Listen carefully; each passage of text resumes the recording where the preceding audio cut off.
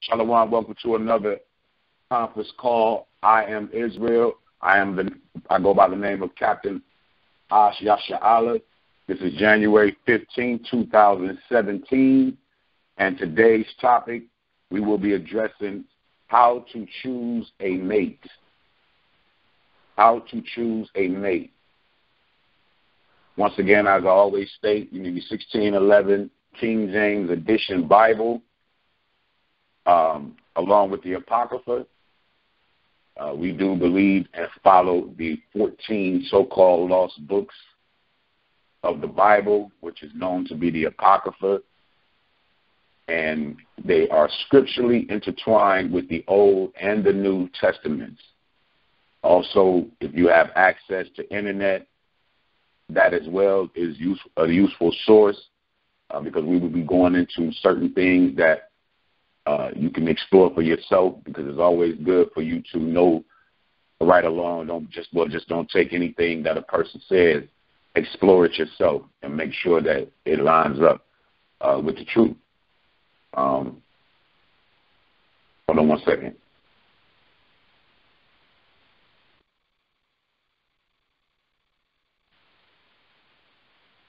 Yeah, Shalom, can y'all hear me?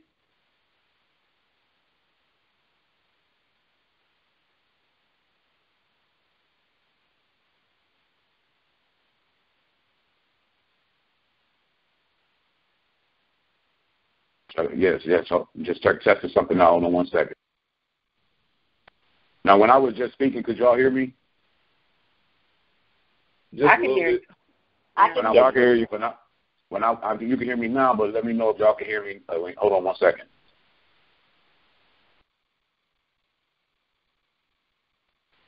Can y'all hear me now? And if you can, I'm about to click you back on and let me know if you can hear me talking.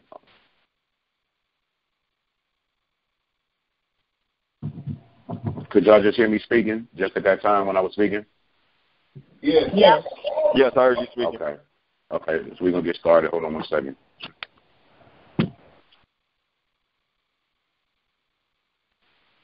Okay, so we're going to begin, and the topic at hand is choosing a mate. That's the topic at hand, choosing a mate, and choosing a righteous mate, both male and female. So in the course of doing that, we're gonna keep this as real and as current as possible, because a lot of the understanding of today's marriages and of today's marriage and things of that nature, it's confusing. You know what I mean? And when you coming out of Christianity or any other, you're coming out of the world and you're coming into the truth, you need to get a full scope on what the truth is. The truth to life, the truth to man and woman, children, our relation with one another. We need to get a full understanding of what this is speaking about, because it's not how we feel. Once again, it's what the Most High requires. And this is His earth, and we are His children. We are His property. And He sets His rules and His regulations and His laws down, and it's not for any of us to, rebuttal it. You know what I mean? And basically it is what it is. And we try and work our way through it, being as humble and submissive as possible, both male and female. We all have to submit to the word of the Lord. We have to submit to the word of Yahweh and His Son, Hamashiach Yahushua. And, we try and do that with all sincerity and, being genuine about it. So the topic is, once again, choosing a mate. In the, of course, in the Old Testament in times, you can show that. Well, the very first thing we're going to do, I want to get out here, is what is marriage according to the Bible? Okay, what is marriage according to the Bible? So first let's go to the beginning. That's what we want to do. We're gonna go to the beginning of the creation, and what a male and a female, what are our roles with one another? So let's go. I want each and every one of y'all to turn to Genesis, the 2nd chapter, and go to the 18th verse through the 24th verse. We're going to start at the beginning, y'all. We're going to start this thing straight at the beginning. Okay. Genesis, the 2nd chapter, the 18th through the 24th verse. Genesis 2, 18 through 24. And it reads, "And the Lord Yahweh said, it is not good that the man should be alone. I will make him an helpmeet for him. And out of the ground the Lord power Yahweh formed every beast of the field and every fowl of the air, and brought them unto Adam to see what he would call them. And whatsoever Adam called every living creature, that was the name thereof." Shalom, welcome to the conference call. Right now we're starting at Genesis, the 2nd chapter, and we started at the 18th verse. I just read the 18th verse and the 19th verse, and we're going to start speaking today's topic, which is how to choose a mate. But we're going to go to the beginning, the very beginning of this calling.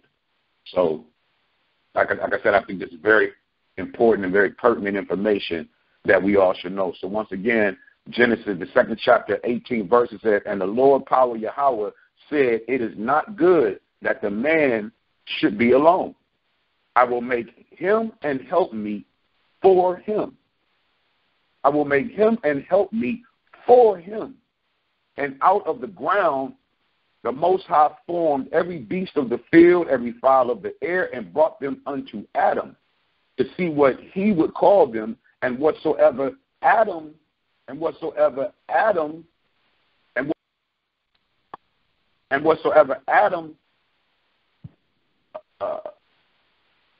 called every living creature, that was the name thereof. And Adam gave names to all cattle, to the fowl of the air, and to every beast of the field. But for Adam there was not found an helpmeet for him." So understand that the Most High is, from the very beginning of creation, looking at the man. Okay? He's made the man the power of the earth. He made the black man, the so-called black man.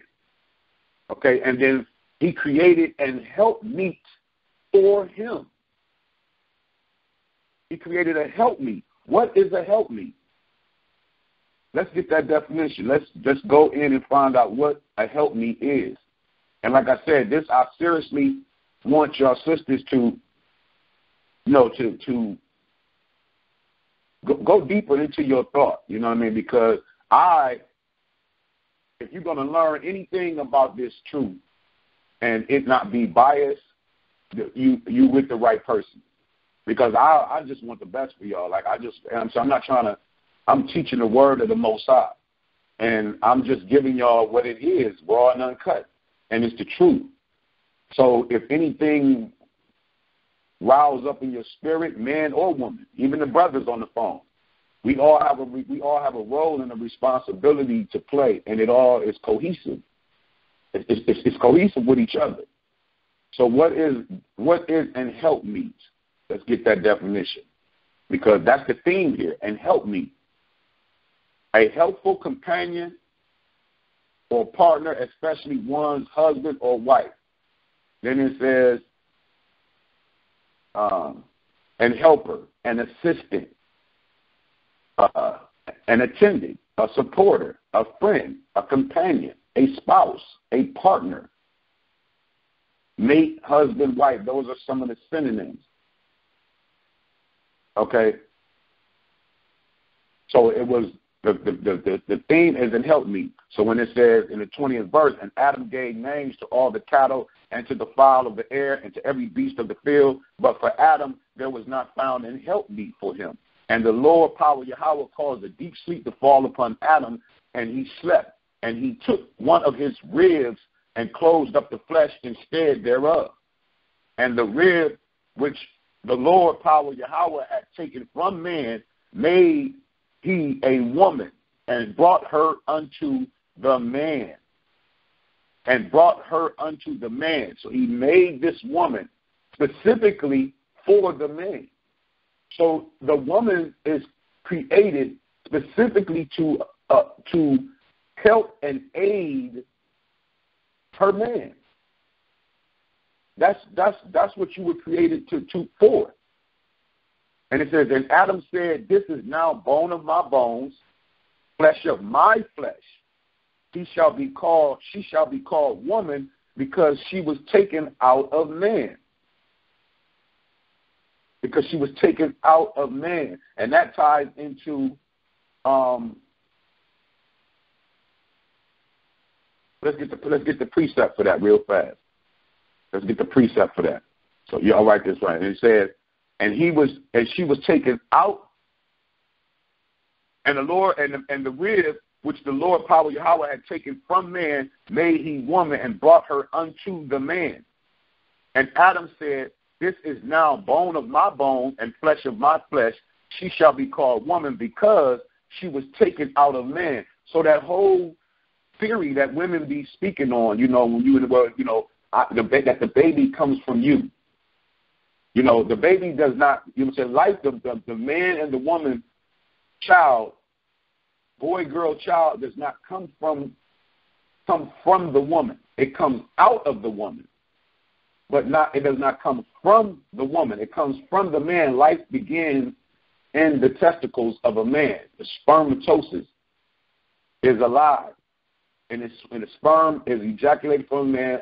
Like as we spoke of this before, it swims and makes its way up to the egg, fertilizes the egg, and then the life begins there, and then the woman brings forth the child. So a good precept for that is, let me get it for y'all.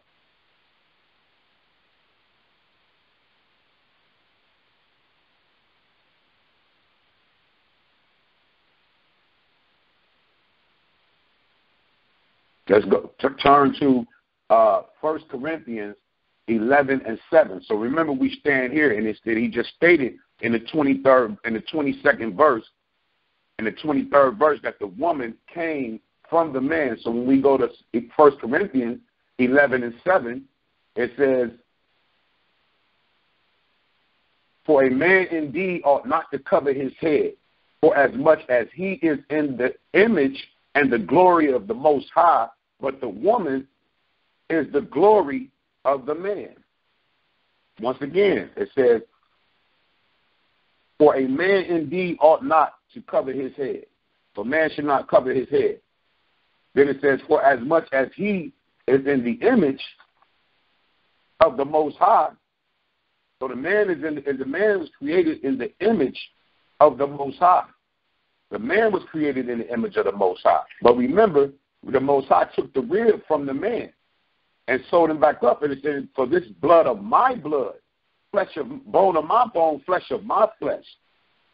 So in this 1 Corinthians 11 and 7, I mean, that's what I'm bringing out. It holds that to be true. Let me get that again. I need the next verse. Y'all right there. Somebody can bring that out. Read that again. I was at 1 Corinthians, right? I don't know what take the show. You were at 1 Corinthians. Yeah, 7 and what was I just reading? 1 Corinthians 11 and 7. Yeah, 1 Corinthians 11 and 7. So we get that. Let me get on track real quick. I apologize, y'all. 1 Corinthians 11 and 7. And it's the precept. It says, for a man indeed ought not to cover his head, for as much as he is the image and the glory of the power of Yahweh, but the woman is the glory of the man. For the man is not of the woman, but the woman of the man. Neither was the man created for the woman, but the woman for the man.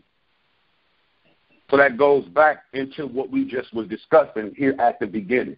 So now let's go to Genesis 3:16 and 17.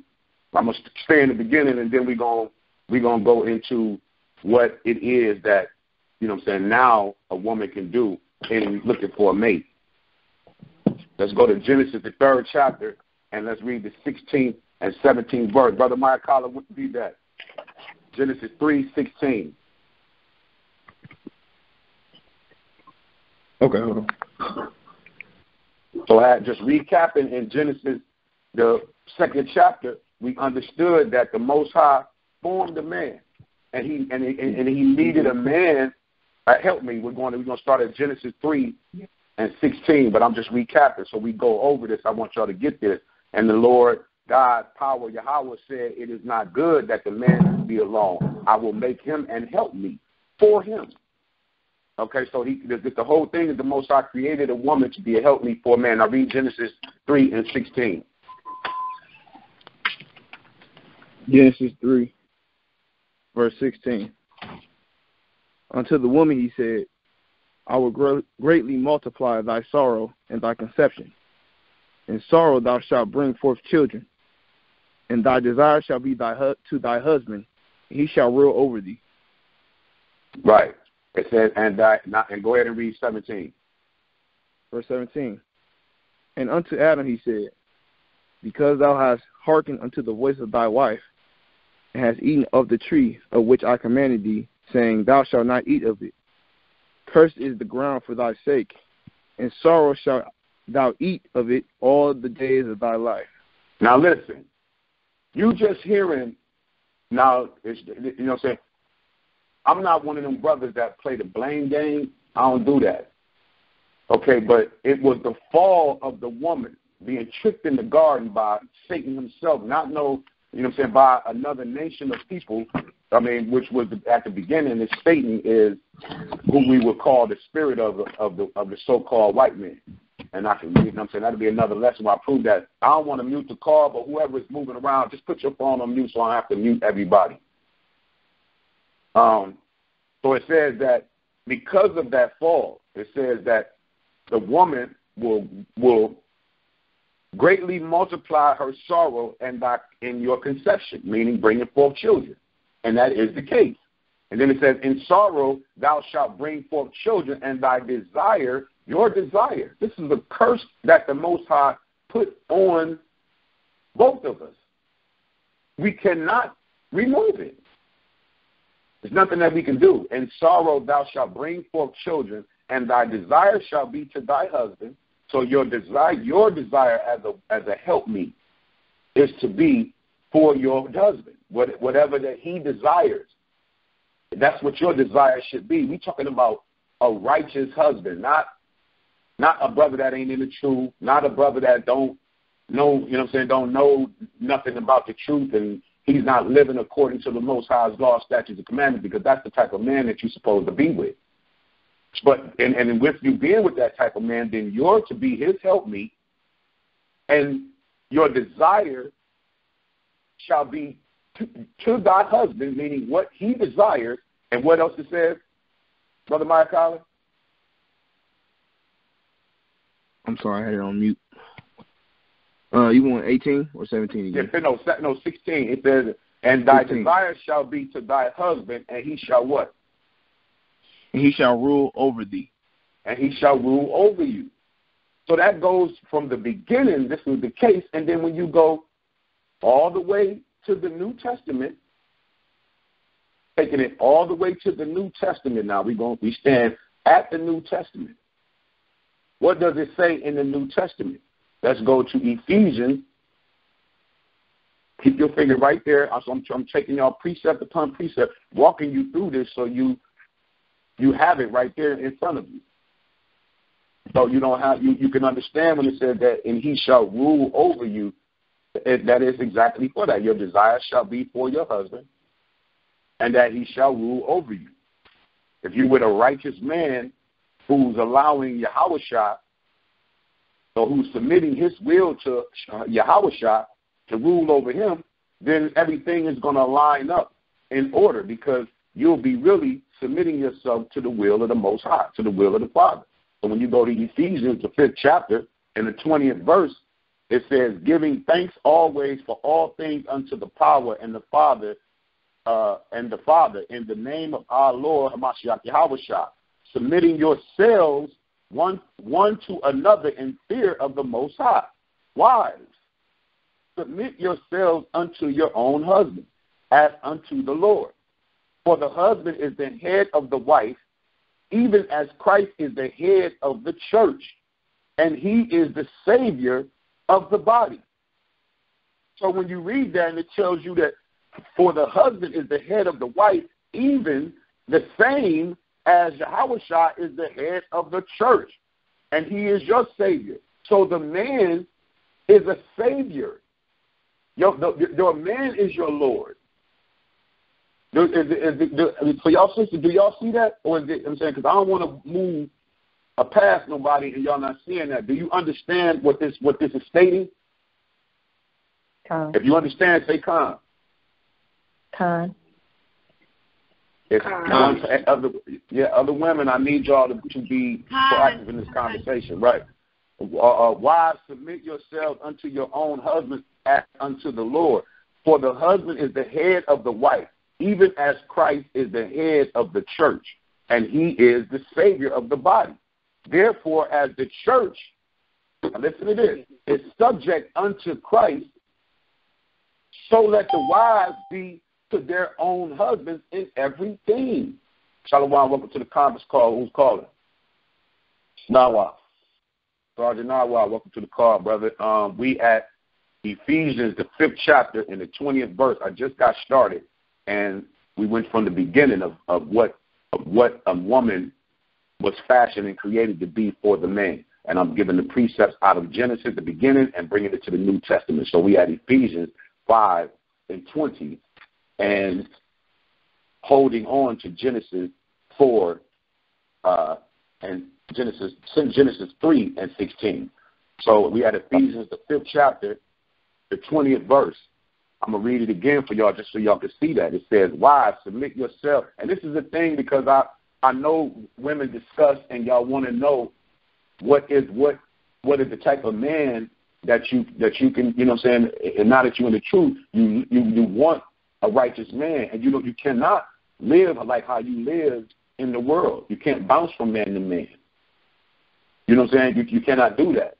So what we're going to do is get a proper understanding and a clear understanding of your role, so then you'll know what man you should be with. And it says, wives, submit yourselves unto your own husbands. So it's starting within. Just like I gave that lesson last week about our prayers and why your prayers are not being answered, because it starts within, self-evaluation. It's the same thing with you and your mate. You have to look within yourself first as your wife, because this society, it builds you up. It puts you in a position to where as though you have to do things for yourself, or you are the one that makes the money, or you are the one that's put in that position, but it was a curse. It's not something that you're doing yourself, or you should take a pride in. These are all curses that's put on us both from us failing the Most High. So when you go back to Genesis 3:16, and it says, in conception and sorrow thou shalt bring forth children, and thy desire shall be to thy husband, and he shall rule over thee. And then he said unto Adam, he said, because thou hast hearkened unto the voice of thy wife. So should a man be listening to his wife before he's listening to the Most High? No. And has eaten of the tree of which I commanded thee, saying, thou shalt not eat of, cursed. Understand this, because we're working together to get into the kingdom, male and female. Cursed is the ground for thy sake. That means a man is going to, his opportunities of making money and getting money and things of that nature, it's cursed. So what does it say? It says that cursed is the ground for thy sake, and sorrow shalt thou eat of it all the days of thy life.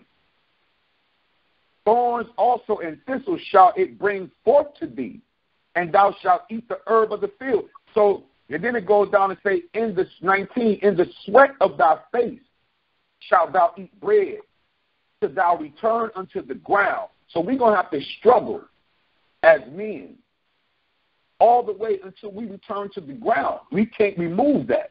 Now, that doesn't mean that you be lazy and don't do nothing, because the scripture speaks about the slothful man. Okay, but you are going to struggle, and that's where you come in as the woman. You're created to be that man's helpmeet. And if you understand that and you submit yourself and you get in that, you're going to have a happy life with a man. You're going to have a happy life with a man. It says, in the sweat of thy face shalt thou eat bread till thou return unto the ground, for out of it was thou taken, for dust thou art, and unto dust shalt thou return. Okay, so this is our fate from the beginning, because we failed, and Adam didn't turn around and really blame his wife. He didn't really blame Eve, but she was the one who failed. I mean, that's just the truth to the matter. And because of her falling and him listening to her and not listening to the voice of the Most High, it caused a curse placed on us both. It caused a curse placed on us both. So now, let's go to, I want to, before I go so much into the New Testament, let's go see what marriage is according to the Bible. Let's go to Exodus, the 22nd chapter, and the 16th and 17th verse.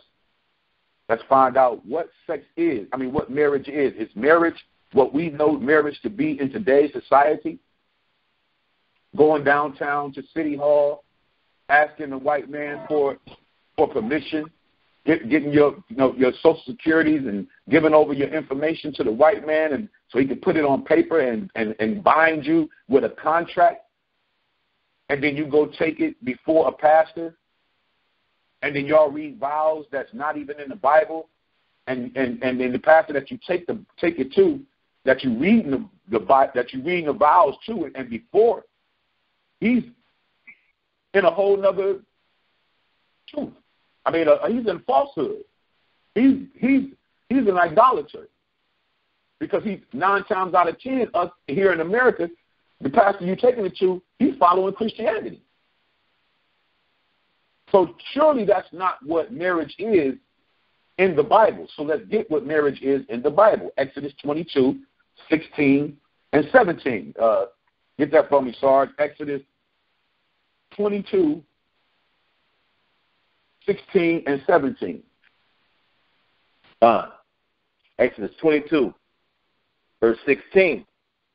And if a man entice a maid that is not betrothed and lie with her, he shall surely endow her to be his wife. Bring that again. Exodus 22, verse 16. And if a man entice a maid that is not betrothed. So stop right there. Stop right there. If a man entice a maid that is not betrothed, what does betrothed mean? Okay, so let's get that. If a man entices a maid that is not betrothed, let's find out what the word betrothed means.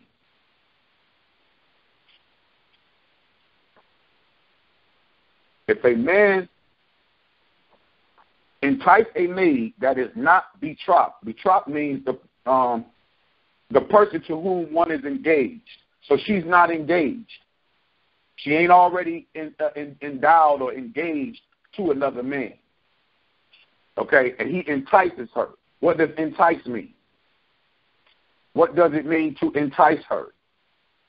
It means to attract or tempt by offering pleasure or advantage. So if he attracts her, okay, to lead on by exciting hope or desire, allure. So a brother come to you. Now you sisters right now, you are renewed. You are new in a Mashiach Yahushua. Your old past has been wiped away. Your sins have been wiped away. But in the Old Testament, that's the beauty, and that's how much we should honor and have I mean, I can't even come up with the word of honor and respect we should have for the Most High and Hamashiach Yahushua, because him giving us the opportunity to renew ourselves and to do away with all of our past, because we all started off wrong. We started off wrong. A woman, you know, from your moment that you slept with the first man that you was with, that was the man you were supposed to be with. You were not supposed to be from man to man throughout the course of your life. That is whoredom. So it says, read it again. Read it again. Exodus 22, verse 16. And if a man entice a maid that is not betrothed and lie with her, sleep with her, have sex with her, he shall surely endow her to be his wife. Keep going. Verse 17.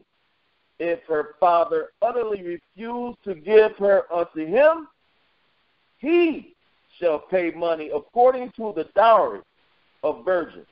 You see, and why did this take place? Because the father is supposed to give his daughter away. The father arranges that. But right here, the man went and laid and had sex with her and he didn't do it the right way. So he had to bring money and pay for that.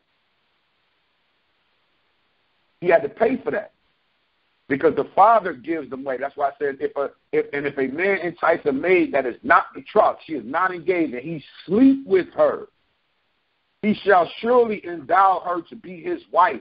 So that's what marriage is, sex. To even go further, let's go to Genesis. Let's go back to Genesis, the 29th chapter. Let's go back to Genesis, the 29th chapter. Just go back to Genesis, the 29th chapter, and let's start at the 16th verse. Genesis 29th chapter, it's speaking about Laban. And we're going to start at Genesis 29, the 16th verse. This is a story showing you that, or showing us that sex is marriage. It says, and Laban had 2 daughters. The name of the elder was Leah, and the name of the younger was Rachel. Leah was tender-eyed, but Rachel was beautiful and well-favored, meaning Leah, she wasn't so good-looking. And Jacob loved Rachel and said, I will serve thee 7 years for Rachel, thy younger daughter. So do you see that? The man had to go to the father, and he served him for 7 years. So any of y'all sisters on the phone, you should bring that man should be coming to your father. Rather, and I'm going to show y'all something. This is also showing that the man pursues the woman. The man pursues the woman. But I'm going to show y'all something how now y'all sisters should be pursuing the man. It will be wise for you to do that. And I'm going to go into that and explain why. But in the beginning, the man was the pursuer. Okay? It says, and Laban said, it is better that I give her to thee than that I should give her to another man. Abide with me. So the father was giving the woman over. So I want y'all to understand that even right now, this is what you're supposed to be doing. I act as your father, your head. And I'm to be giving you over. I'm to be giving you over because that man has to work for you. Meaning work to get you. You don't just meet a dude, man, and just give in to him so fast and then sleep with him. Because now that man, you with him now. You can't keep putting me in. You can't live how you was living in the world and live that same way. And now that the Most High have awakened you. So it is very important. It's very important that you understand that. And that man has to work for you. So you bring him to your heads. If you bring him to me or now, we work for that man. And if that man don't want to do that, then the hell with him. Then the hell with him. He don't want you. He don't want you. Because if he wanted you, if he in this truth, he ought to know what I'm reading to you. You see what I'm saying? It should all line up because he should already know that this is what he should do. Or this is the proper steps to go about doing it. And Jacob served 7 years for Rachel, and they seemed unto him but a few days. So Jacob was so much in love with her that a 7-year stint only felt like a few days to him. That's how much he wanted to show that he wanted her, for the love he had to her. And Jacob said unto Laban, give me my wife, for my days are fulfilled, that I may go in unto her. Sister Tracy, do you get that? Do you see how sex is marriage? He said after he had worked 7 years for him, he told the father, now give me my wife. Jacob said unto Laban, give me my wife, for my days are fulfilled, I did my days, that I may go in unto her. And Laban gathered together all men of the place and made a feast. And it came to pass in the evening that he took Leah his daughter and brought her to him, and he went in unto her. So he went in and slept with Leah. Shalom, welcome to the conference call. Who's calling? Shalom, it's Josh coming in like Brother Joshua. We at chapter 29 of Genesis, and we're at the 23rd verse. So I want y'all sisters to see this, even in this story. And it came to pass in the evening that he took Leah his daughter and brought her. I need you to put your phone on mute. He went off. And it says, and it came to pass in the evening that he took Leah his daughter and brought her to him, and he went in unto her. And Laban gave unto his daughter Leah Zilpah his maid for an handmaid. And it came to pass that in the morning, behold, it was Leah. And he said to Laban, why is this thou hast done unto me? What is this thou hast done unto me? Did not I serve with thee for Rachel? Wherefore then hast thou beguiled me? What does the word beguile mean? Let's get that definition.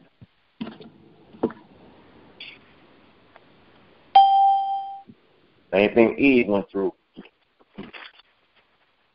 Why hast thou beguiled me? Beguile means charm or enchant.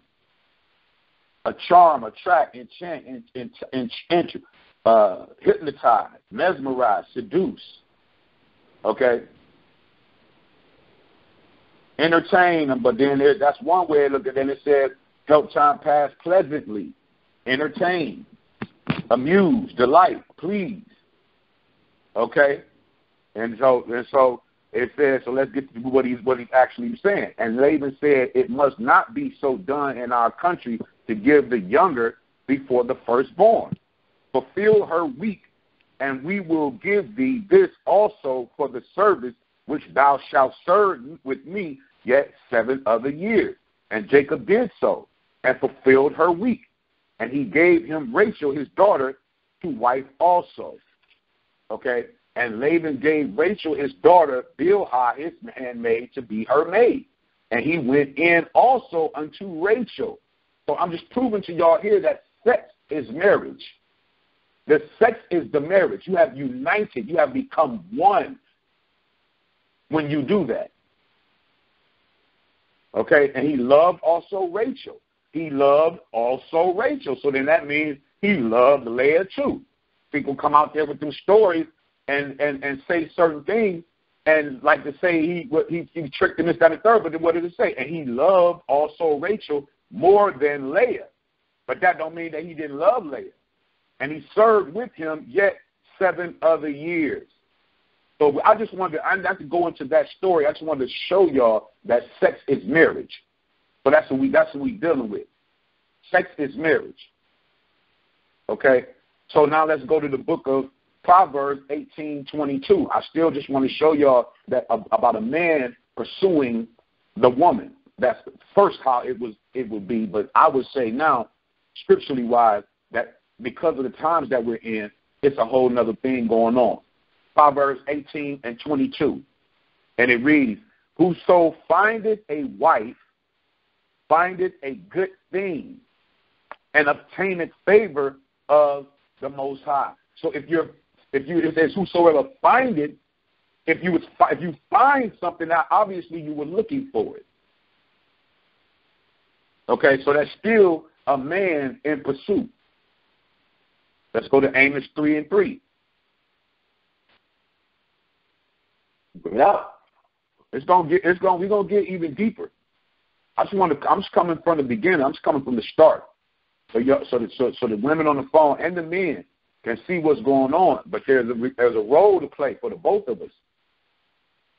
And I want y'all sisters in here to, to have that happiness and have a man, but you're gonna have to submit your whole mind, your whole way of thinking, and understanding that the way we was doing it in the world was wrong. The way we was doing it in the world was wrong. And if you really truly love the Most High and His Word, you're not going to have a problem with His Word and our culture and the way things are done. You know what I'm saying? You just won't have a problem with that because you understand what has taken place to us as a people.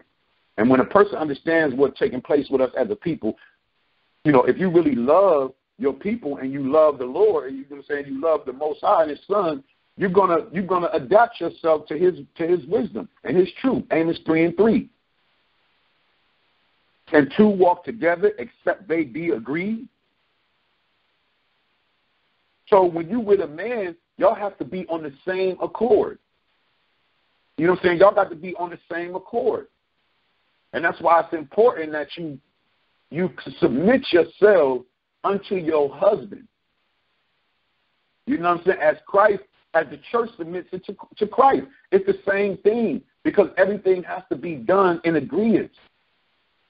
You can't have a relationship with somebody and you trying to tell him what to do and this, that, and the third, or he's not holding up his end of the bargain and he's not doing the things that he's supposed to be doing. It's never going to work. But the thing is understanding what has taken place. So you have to have patience when you're dealing with a man that because of the rebelliousness of our foremother, Eve, this situation that a man has to struggle has been placed on us when the earth was ours. From the beginning, this took place. So that in itself should make you practice humility and all humbleness. That alone. Okay? And as a husband, you have to love your wife as you love yourself. You cannot deal with your wife in a rude manner. You have to deal with her correctly. Malachi 2:14. Malachi 2:14, it says, "Yet ye say, wherefore? Because the Lord power Yahweh has been witness between thee and the wife of thy youth, against whom thou hast dealt treacherously. Yet is she thy companion and the wife of thy covenant?"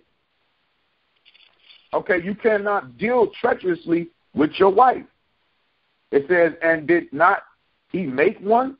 Yet had he the residue of the Spirit, and wherefore one, that he might seek a godly seed? Therefore take heed to your spirit, and let none deal treacherously against the wife of his youth."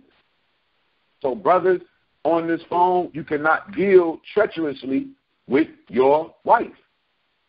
What does the word treacherous mean? Let's get it.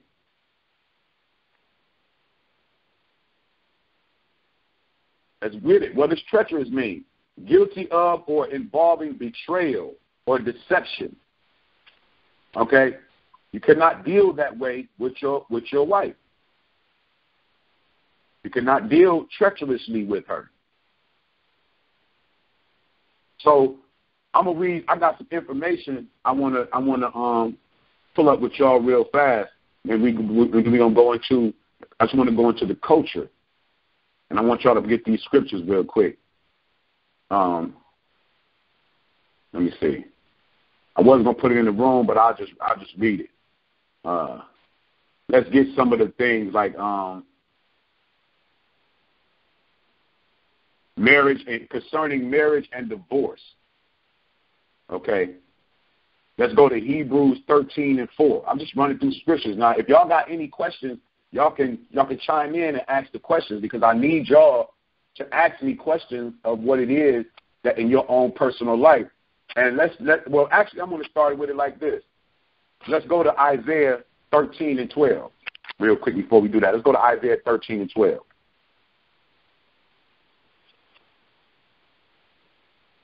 Bring that out, Isaiah 13 and 12. Is everybody there? Isaiah chapter 13, verse 12. I will make a man more precious than fine gold, even a man than the golden wedge of, what's that, Ophir? Yeah, Ophir. So the men of the Lord, the men of the Most High, the sons of Yahweh, we are made over as precious as fine gold to Him. So if we are as precious as fine gold to the Most High, then if you being a woman created for the glory of the man, then that's how you should be looking at your husband. That's how you should be looking at the man that you're with. So now in these times, according to New York Times, it's 1.5 more million Judite women in America than it is men. 1.5 million. 1.5 million more women than men. We only make up 12% of this society. Okay, 1.5 million more women. Because why? Because the men have been destroyed. We're in prison. We make up 2 million men, black and Latino, in prison in America. 2 million. So, with y'all understanding that when you go to Isaiah, the 3rd chapter, and the let's say Isaiah, the 3rd chapter and the 25th verse, after the Most High, y'all know in Isaiah 3:16 all the way down, the Most High is upset with the women, and this is a future prophecy. So this is talking about today. This is talking about today. It says, moreover, Isaiah 3:16, moreover, the Lord said, because the daughters of Zion are haughty and walk with stretched forth necks and wanton eyes, walking and rolling their eyes and stretching their necks, walking and mincing as they go, making a tinkling with their feet. But therefore the Lord will smite with a scab the crown of their head of the daughters of Zion, and the Lord will discover their secret parts. Once again, this is not to I don't read this to like jag or jig a knife into you of the woman behavior today, to just pin everything on the woman. No, I'm trying to help y'all see, because y'all are being taught and y'all are becoming advanced in the truth. So I want you to get an understanding and remove your emotions and understand what the Most High is doing to us, what He's doing to us collectively as male and female. What He's doing to us. He's doing something to us in these last days. You look around you, I know you see it. He says, so then it goes on and says, in that day, in what day? In that day. Is that day in the kingdom, or is that day the last day? When you go to Isaiah, the 2nd chapter, just one chapter over, and you read the 2nd verse, it tells you when this is talked about. Isaiah 2:2. And it shall come to pass in the last days. So this book of Isaiah is talking about in the last days, not in no kingdom. Okay, right. and even when we go into the wilderness, you're still in your last days. Okay, so it says more. So when you get to the 18th verse, in that day the Lord will take away the bravery of their tinkling ornaments about their feet and their cows and their round tires like the moon. So the Most High is going to start taking away that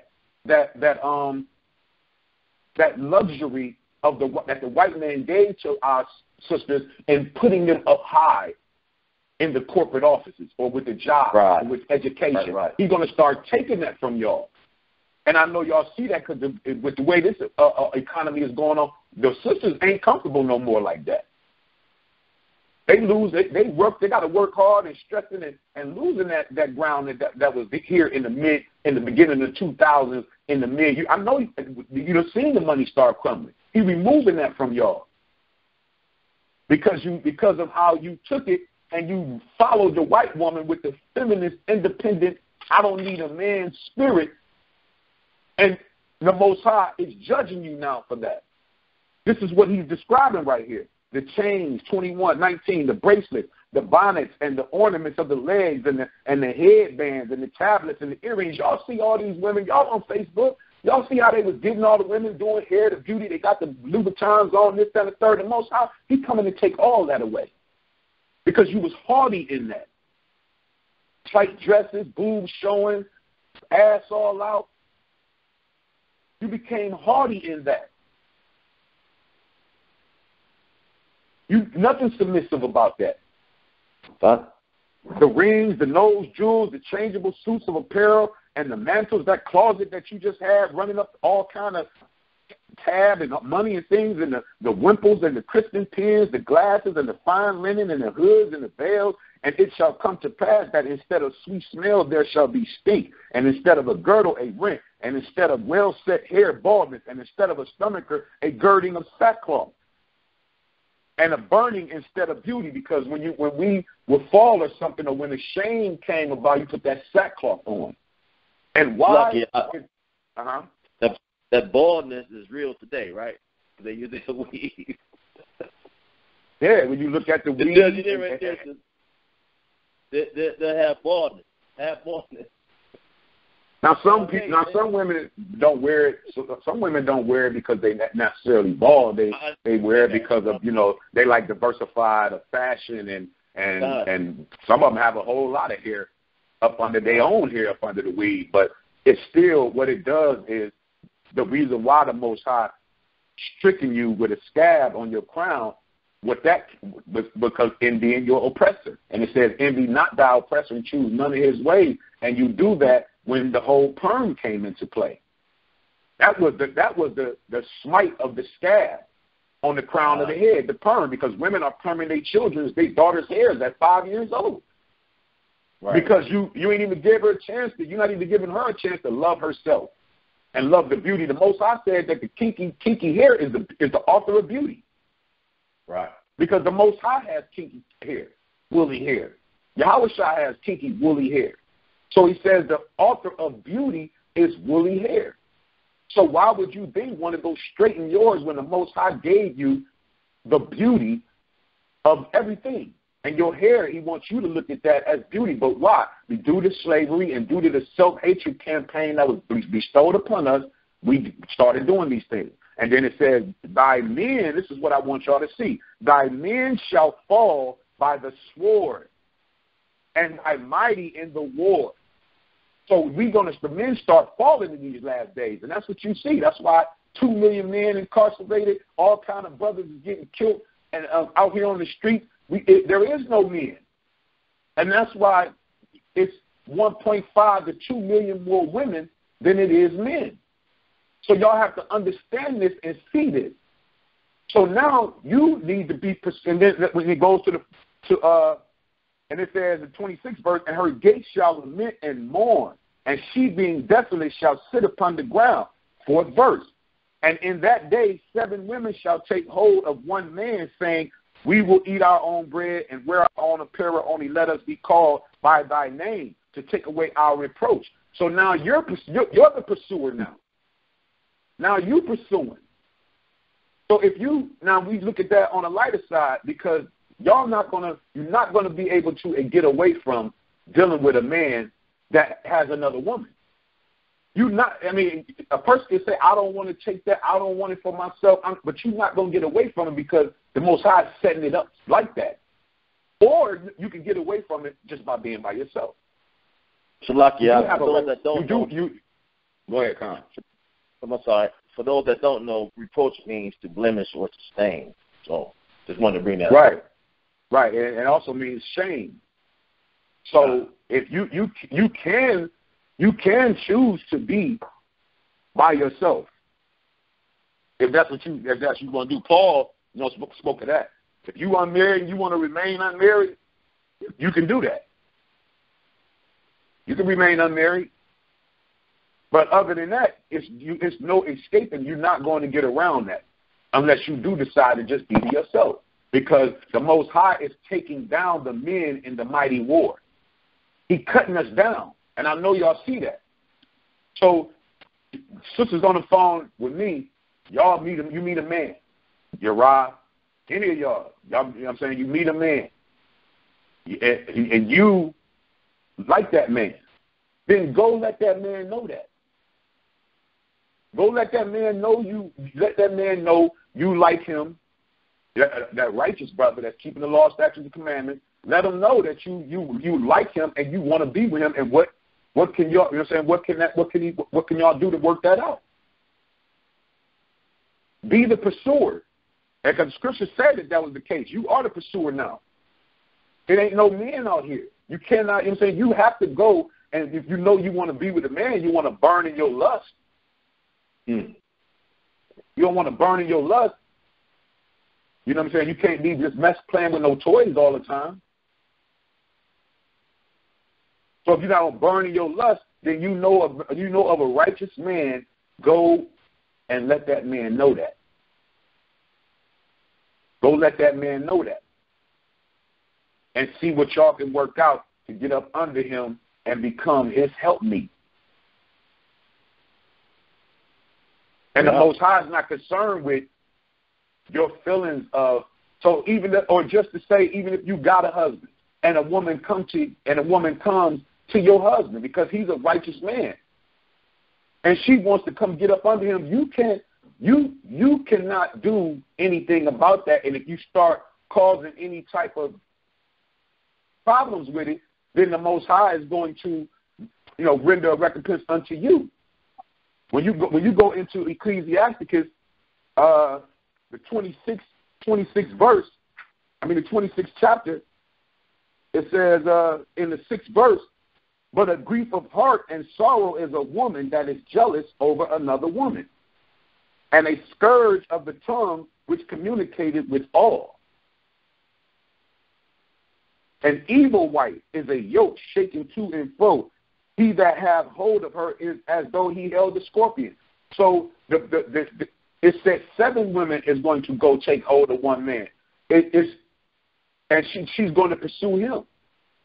So you cannot keep thinking like a woman in the world and you of Israel. So that's why I said I want to bring this out, because then I'm going to go into the culture. Let's go to First Esdras, the 4th chapter and the 26th verse. So it's okay for you to go, if you see a man that you like and he's a good man and keeping up, go let him know. Go let him know, Sister Tracy. Go let him know, Sister Yaquar. Let him know. There's nothing wrong with you letting them. There's nothing wrong with you letting them know. If you ready to be in a relationship and you want to get up under a righteous brother, go let them know. And then and then y'all work that out, and you come through for counseling and have it done the correct way. There's absolutely nothing wrong with that. Let's go to First Esdras in the Apocrypha, the 4th chapter, and the 26th verse, 4:26, and it says, Yea, many there be that have run out of their wits for women. It says, yea, many there be that have run out of their wits for women, chasing after a woman, and become servants for their sake. Beauty and the booty. Many also have perished and have erred and sinned for women. So you know what I'm saying? A man, he always likes spending his life running and chasing after a woman. And 9 times out of 10, it's the wrong woman. 9 times out of 10, it's the wrong woman. And he finds himself in with that evil woman. We can alleviate all of that just by understanding these laws and a woman submitting herself. And submitting herself to do what's righteous. 1 Corinthians 11:9.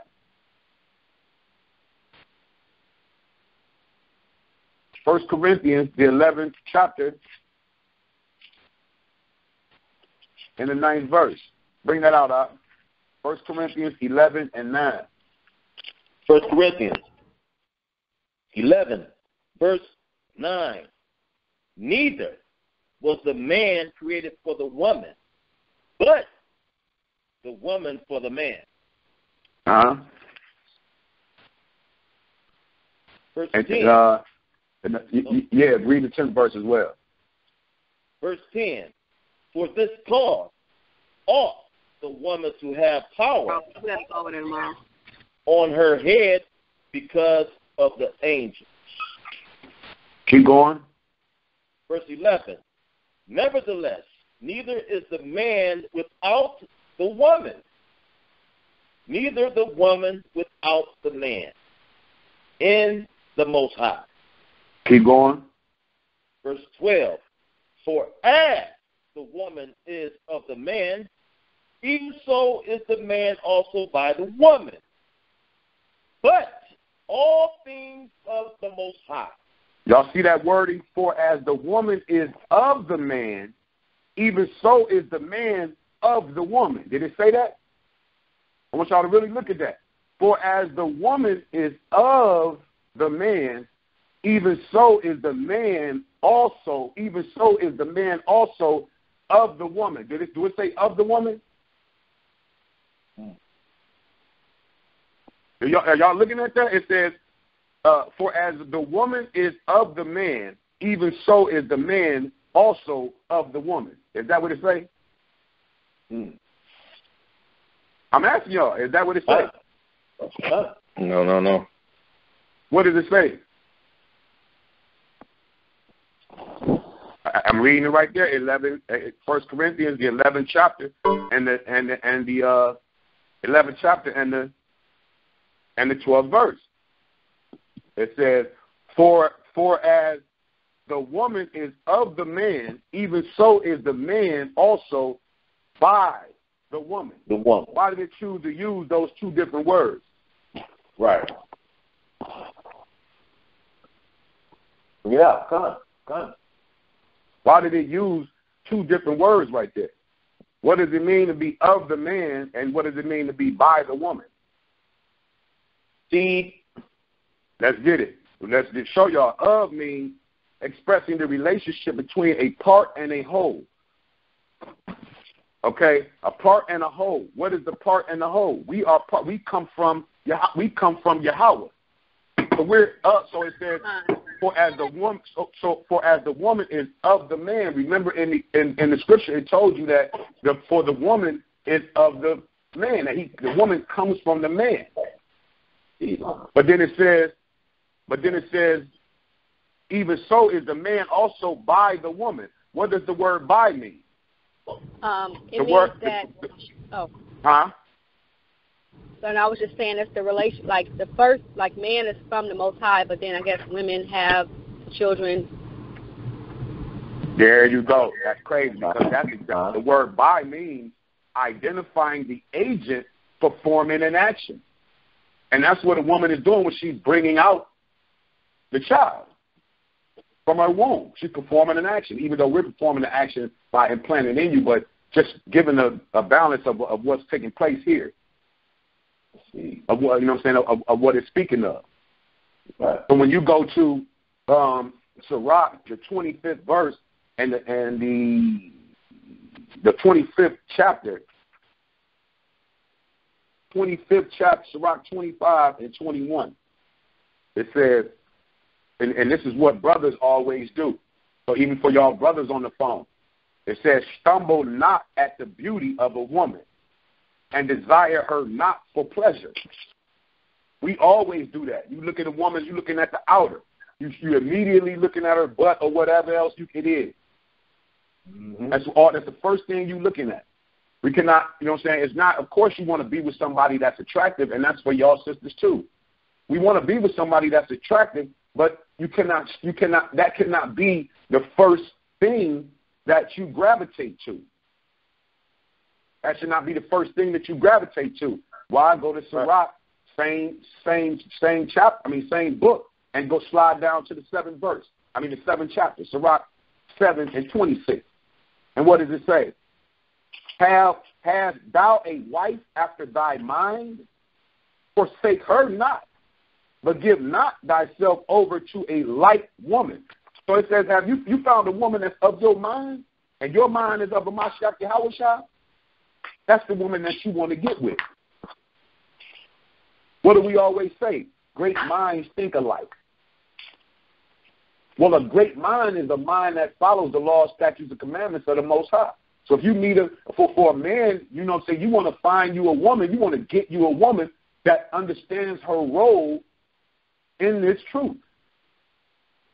You're going to have a happy and successful relationship. Y'all sisters, you have to take the spirit off of you of control. You have to take the spirit off of you of self-indulging. Submissive. You have to be submissive in all subjection. That's not me saying it, or no other man. This is what thus saith the Holy Bible. This is what thus saith the Hamashiach Yahushua, thus saith the Father. And it's because it's these types of behavior that's going to stop when we get in the wilderness. He's going to kill a lot of us. Yahushua not going to play no more. You can't still be sitting back saying, well, I ain't with that. I'm not with being with no another man. When you get in the wilderness, how do you think? We already right now are 2 million in subtraction with our Judite woman. Now you're talking about when the Mashiach Yahushua come back and put 2/3 to death of what's already left. It ain't like he's going to make more people to make it even. More than that. They're dying every day, too.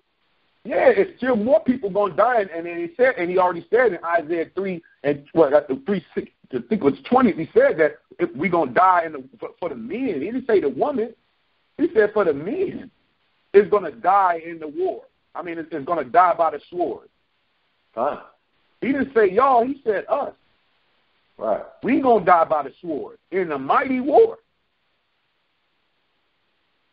And the men shall fall by the sword, and thy mighty in the war. So it's going to leave a lopsided amount. You're going to still be, I would like to still be alive. I want to still be alive when we go to the wilderness. I want to be alive. And that's why he said you're going to go, you're running. So if the bottom line is if you meet a man, you know what I'm saying, and you want to fall up under that man, and that man is a righteous man, and you know you don't want to be by yourself because you know that ain't good for you, because you know you will burn in your lust, then you go get with that man. You let that man know that you like him. You just go speak with that man and see how that can be worked out. And it don't matter if he has another rib. You're not going to find that nowhere in the scriptures, because that's a part of our culture. So let's go into that. Let me pull that up and let's go into that. I'm gonna end up putting this in the room so y'all can see this as well. But we're gonna go into nothing but scriptures of our culture. Bring it up. It says, these are things. Y'all gonna write this too, because these are things that I didn't know all of it. I can't say I knew all of it. I knew a lot of it, but it's a lot. Let's go. Let's get it. It says, let me pull this up. Okay, it says. Let's get some things to prove this. I already went through this, but let's get it again. It says, men are required to ask the father of the woman they want to marry for permission and pay a dowry of virgins. You find that in what we just went through. It says in Exodus 22:16 and 17. I read that to y'all. And if a man entice a maid that is not betrothed and he lie with her, he shall surely endow her to be his wife. If her father utterly refuse to give her unto him, he shall pay money according to the dowry of. Deuteronomy 22:28 and 29. If a man find a damsel that is a virgin, which is not betrothed, and lay hold on her, that means have sex with her and lie with her, and they be found then the man that lay with her shall give unto the damsel's father 50 shekels of silver, and she shall be his wife, because he hath humbled her, and he may not put her away all his days.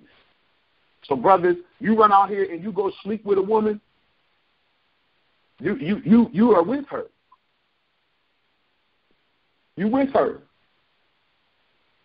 You know what I'm saying? Unless you find unfavor in her eyes, or you know what I'm saying, for a valid reason. You just can't be running sleep with no woman and then she ain't favorable in my eyes no more. No, you just been a nasty Negro. That's what you be. And you're not demonstrating no love for that woman if you think you just gonna keep running around doing that to women. You're not gonna be able to do that. If you're a priest, I don't know if y'all knew this. Priests are only allowed to take a woman who is a virgin for their wives. That's Leviticus 21:1-7-14. And Yahweh said unto Moses, speak unto the priests, the sons of Aaron, and say unto them, they shall not take a wife that is a whore or profane, neither shall they take a woman put away from her husband, for he is holy unto his Elohim. And he that is high priest among his brethren, and he shall take a wife in her virginity, a widow, a divorced woman, or profane, or an harlot, these shall he not take, but he shall take a virgin of his own people to wife. And the sister cannot lie about her virginity. You cannot lie about your virginity to a man. But, you know, most sisters on the, you know what I'm saying, meaning those coming in knew that, because there was a price to pay. Go back in our culture for a woman that would lie about her virginity and played the whore in her father's house. Deuteronomy 22:20-21. Shalakia, I don't mean to interrupt you. I got to do something right quick. I'm still going to be listening, but I'm not going to be able to read. Okay, no problem. I'm going to put it on mute, man. Right. Okay, no problem. Yep. Okay, so before we go, any sisters got any questions so far? Because I don't want to go too far. Do any of y'all got any questions? And then y'all should be bringing them out now, because we're talking about your life and you having a mate. So do y'all have any questions? Can you hear me? Yes. This is Sister Uriah. I just had a quick question about what you was just saying. So about the Levites, or the priests, so that's the old. You was just giving an example of how they used to do it, because I thought when Christ came back. Yeah, so does that apply still, or is that just? Yeah, no. I'm just giving I'm just running through our culture. You know what I'm saying? From the beginning all the way up to the, you know, I was just, you know, just taking y'all back of just different things that y'all might have not known. You know, like it says that if a woman did lie about her virginity, she had to pay a price for that. Deuteronomy 22:21-20. But if this thing be true, and the tokens of virginity be not found for the damsel, then they shall bring out the damsel to the door of her father's house, and the men of her city shall stone her with stones, that she die, because she had wrought folly in Israel, to play the whore in her father's house. So shalt thou put evil away from among you. So if a woman done been out here sleeping like most women today, you know, slept, you got different children and stuff like that, you sat up there and you lied about your virginity, you got put to death for that. I'm just bringing these out so y'all can see how severe and how serious sex is, and the responsibility behind it is to the Most High. I have a question, Brother. Mm-hmm. I was wondering, now that we're in the truth, how do we go about marrying now? Do you marry, elder marry, the husband and the man and woman? Do you do what you said? Do you do what?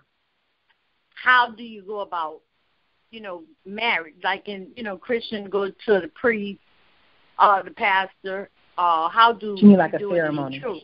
Oh yeah, you had a. I was gonna get into that. You have to do a ceremony. You have to do a contract. All of that. You have to do that. I'm gonna read. I'm about to go into that. Let's get into that. Let me answer that.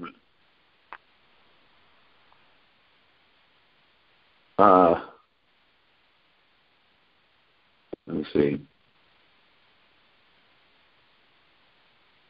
Like just certain things. Are y'all like? And I'm getting at. Are y'all aware of like in a lot of brothers still to this day try to keep these laws though. Like a man and his wife must separate when she has her period.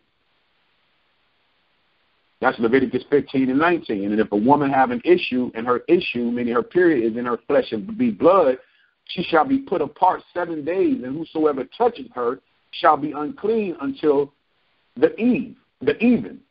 And everything that she lieth upon in her separation shall be unclean.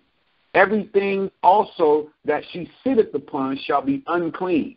And whosoever touches her bed shall wash his clothes and bathe himself in water and be unclean until the evening. And whosoever touches anything that she sat upon shall wash his clothes and bathe himself in water and be unclean until the evening. And if it be on her bed or anything whereon she sitteth, when he touches it, he shall be unclean until the evening. So when they say this, be on her bed or your pants or jeans or whatever, if you leak. You know what I mean? These are just things I want to go through, y'all, and y'all see it, because these are issues that we deal with. If a man sleeps with a woman and by chance she gets her period, he shall also be unclean for 7 days. That's Leviticus 15, 24 through 28. Okay, y'all can write these down. No sex when a woman is on her period. Okay, that's Leviticus 20 and 18. After a woman give birth to a male child, she will be unclean for 7 days and purify for 33 days after that. That's a male child. That's Leviticus 12, 2 through 4. After giving birth to a female child, she shall be unclean for 2 weeks and purify for 66 days after that. That's Leviticus 12 and 5. You're supposed to take a shower after you have sex. That's Leviticus 15 and 16. And if any man's seed of copulation go out from him, then he shall wash all his flesh in water and be unclean until the even. And every garment and every skin whereon is the seed of copulation shall be washed with waters and unclean until the even. So even after you have sex, you're supposed to wash your sheets immediately. The woman also with whom man shall lie with seed of copulation, they shall both bathe themselves in water and be unclean until the evening. Thus shall ye separate the children of Israel from their uncleanliness, that they die not in their uncleanliness. When they defile my tabernacle that is among them, this is the law of him that hath an issue, and of him whose seed goeth from him, and is defiled therewith.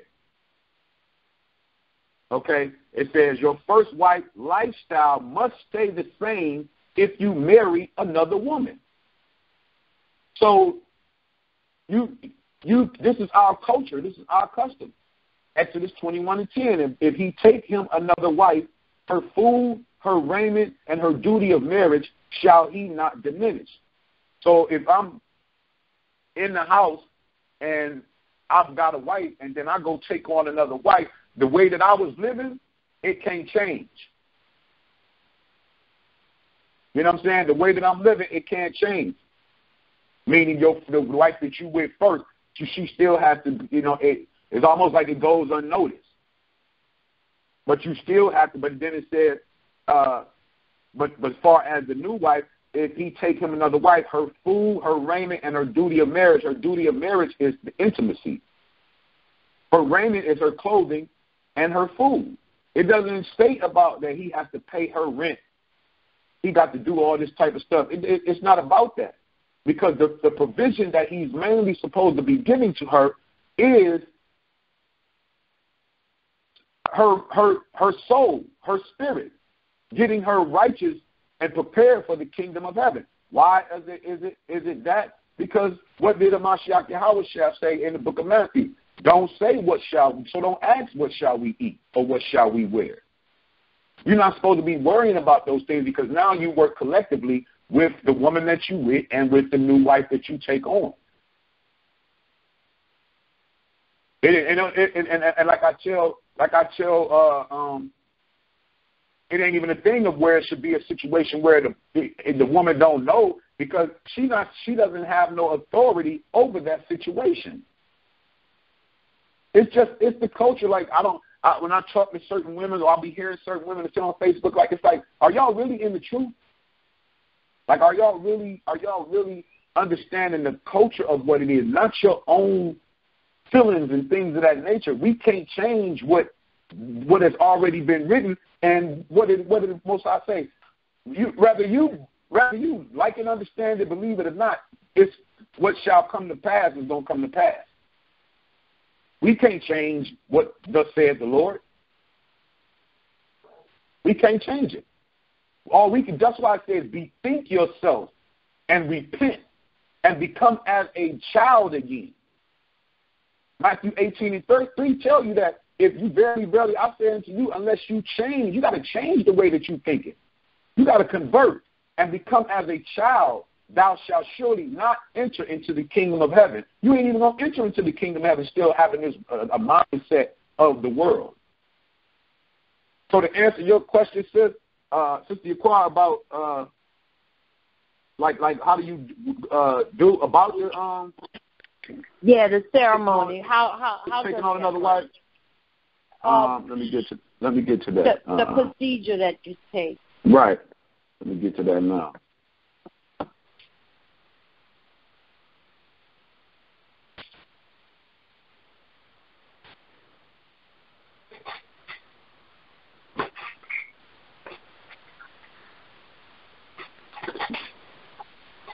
I missed that.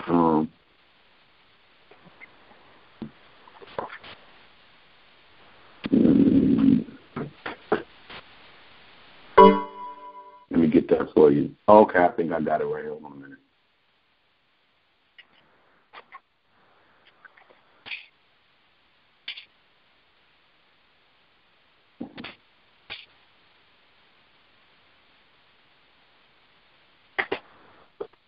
Yeah, let's go to let's go to Sirach 42:7. Ecclesiasticus, the 42nd chapter, and the 7th verse.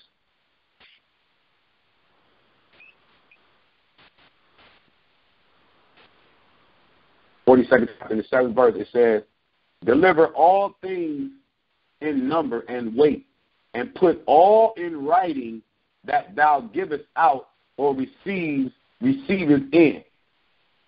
I'm just running through things. So you're supposed to have a contract. Let's go to the book of Tobit.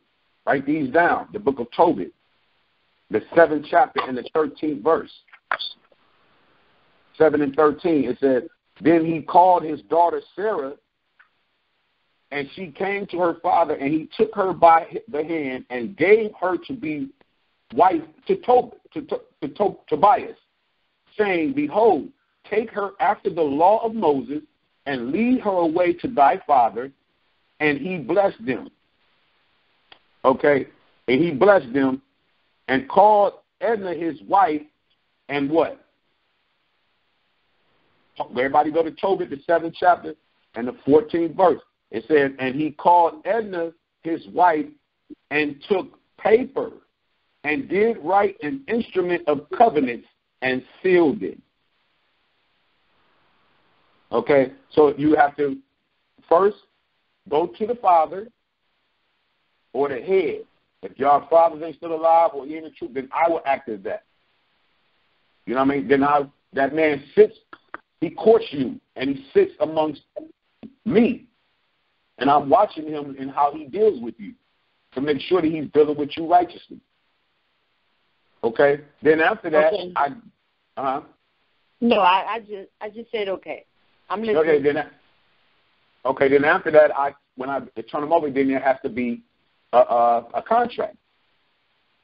Mm-hmm. You know what I'm saying? It has to be a contract, and it's papered it, and then you can do a ceremony, like you know what I'm saying. Y'all come together and do a ceremony. So the question I'm asking, do we have like you in front of us, an elder in front of us, or we just talk to each other and we sign the contract then? Oh yeah, no. It's gonna be in front of that. You know what I'm saying? In front of the head. You have to have a witness there and everything. Oh, okay. Yeah. So you're gonna do it. You're gonna do it that way. Like it's gonna be a ceremony. That's why I said like the ceremony. Like you're gonna have, it's no similar than how you may see. You can bring out. I can show y'all some Hebrew marriages from different camps and things of that nature. Like it'd be a beautiful thing. You want it to be something beautiful. You want it to be nice. Right. It's not. You know what I'm saying? There's nothing wrong with that. It ain't just, I just come lay down with you and sex you and then club you over the head and drag you in there. Now you just under me. I was curious. I really didn't know. I needed to find out. So if I was to get involved, I can let them know what to look for. But hopefully it is the truth, and they already know. Yeah, exactly. Because you want to be with a you want to be with a man that is in the truth, and he already know these things. But if he's not, but he's willing to follow you, that's okay too. If he's not, and he's willing to follow you, and he's, you know what I'm saying, he's interested in the way that you're living, and he's interested about this truth, and he follows you into it, and he comes and he gets on the classes, and he wants to change his life and everything like that. That's well to go too. Okay. That's well to go too. You know what I'm saying? And then you walk through that. A lot of brothers in the camps and things of that nature, they have like a 6-month program where that man learns, and he sits and he learns with the men before he even do anything with you. Y'all may talk on the phone and court, and he may be getting to know you, but he got to go through a program with the men and get right. Okay. And I would suggest that, any brother that y'all may deal with, or, bring him to the brothers. And then he has to sit amongst us and get right. And then he'd be right for you. It says these verses prove marriage papers are according to the law, just as were divorce papers. Deuteronomy 24:1, when a man have taken a wife and married her, and it come to pass that she finds no favor in his eyes because he has found some uncleanliness in her, then let him write her a bill of divorcement and give it in her hand and send her out of his house. Now that could be if I'm take on a wife and I find unfavored, not just because I don't want to like her no more. She has to do something. And that's why I said because he has found some uncleanliness in her. So if I were to be catching, I see she flirting or dealing with another man in some kind of way, or anything that would be unclean, that would be against the law. Right. Then you do that.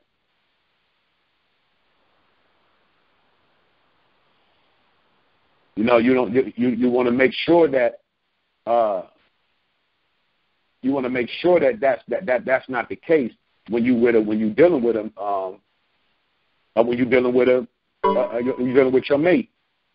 So let's just say, for instance, it says, if you with a man that's an unbeliever, okay, and we know that through the book of 1 Corinthians, the 7th chapter, the 12th verse. But to the rest speak I, not the Lord. If any brother have a wife that believeth not, and she be pleased to dwell with him, let him not put her away. And the woman which hath an husband that believeth not, and if he be pleased to dwell with her, let her not leave him. For the unbelieving husband is sanctified by the wife, and the unbelieving wife is sanctified by the husband. Else were your children unclean, but now are they holy. But if the unbelieving depart, let him depart. A brother or a sister is not under bondage in such cases, but the Most High has called us to peace.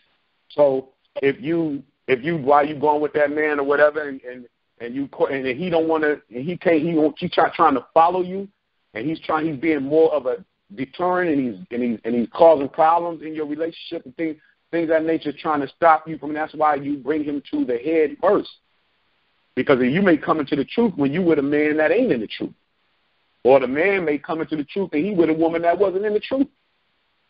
If that be the case, and you still with that person, and that person is pleased to dwell with you, meaning they trying to learn, they still an unbeliever, but they may be moving slower than what you moved, but they still pleased to dwell with you. They're not causing a problem.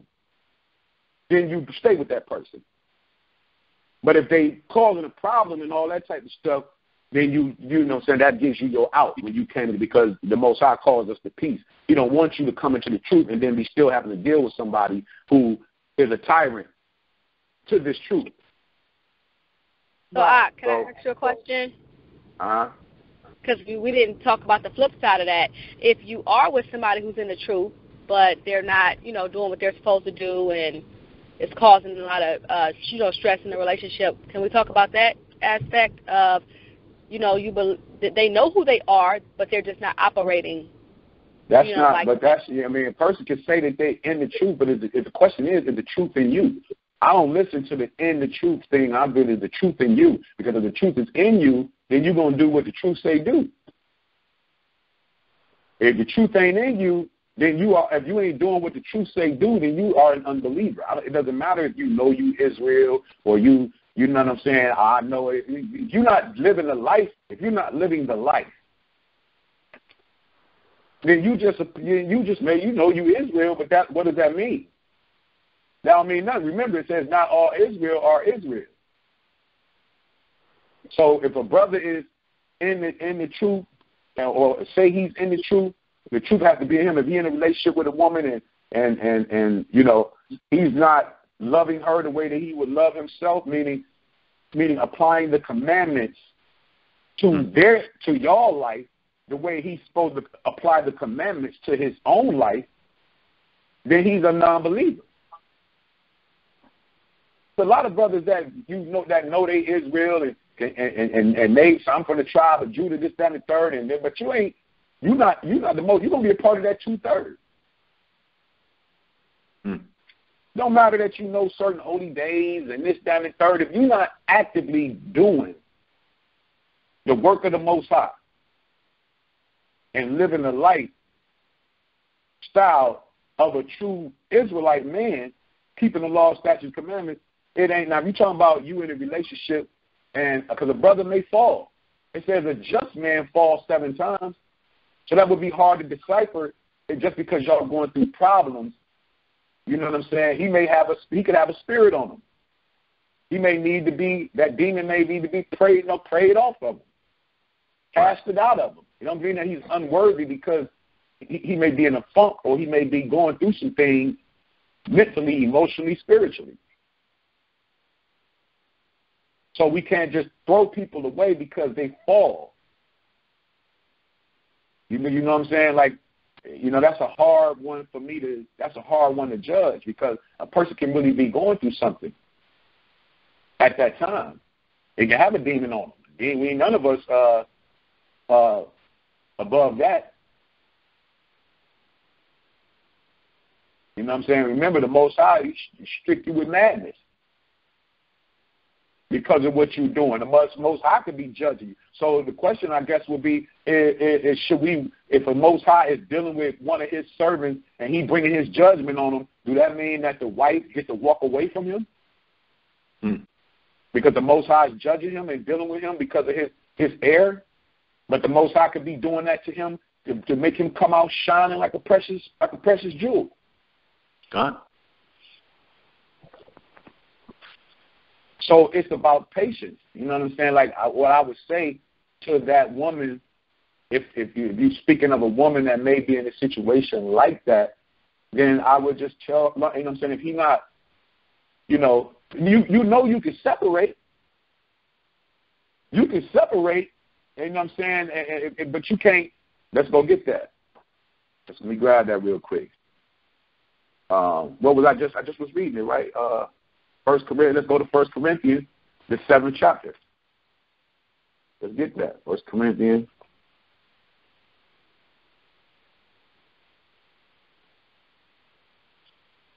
The 7th chapter.